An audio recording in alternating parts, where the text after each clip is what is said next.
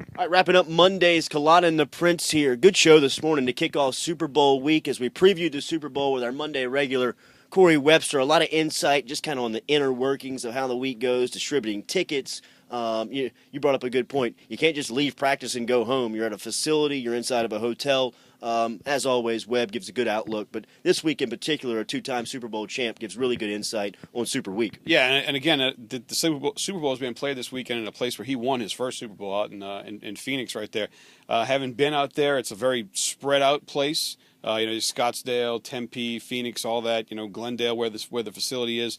So there's a lot of places to kind of go out there and get lost. And so it was one of the things I wanted to ask him about is, how much control does the team have in terms of what you guys can do during the week? And great answers from him. Gordy stopped by and previewed the 2015 Recruiting Bash, which will come up obviously the first Wednesday in February. We'll be out there all day for local programming. But LSU picks up another commitment this weekend from Leonard Fournette, an athlete from St. Aug. Everybody's going to talk about his older brother being Leonard, but you've talked about him for a long time. He's a good football player. Yeah, I think he's a really good football player. We put his highlight film up in the huddle so you can go check it out. And I think he's a really good football player. The fact that his brother is Leonard Fournette, it may or may not have anything to do with it or not, but I'll tell you this much. LSU needs to have some guys that will come in and be guys that compete every day at practice. I think Fournette's a guy who will do that. He's done that so far in his life.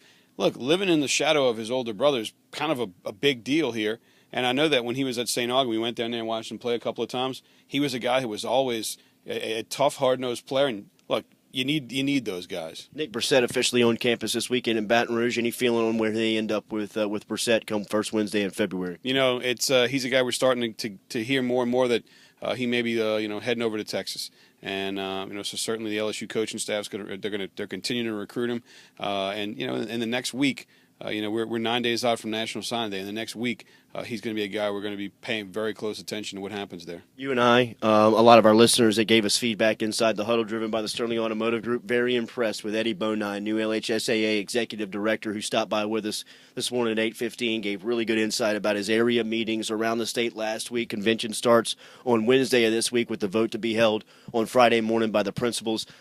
First thing we said when we hung up with the interview is it sound like they hired the right guy. Yeah, he came across as an ass kicker, and I like that. I think right now when you're talking about the way that high school athletics are in the state of Louisiana, what you need to make sure you do more than anything right now is that you bring in somebody who's going to sit down with both sides, get everybody to agree we have to do what's best for the kids, and not all these other situations where everybody walks in with their own agenda.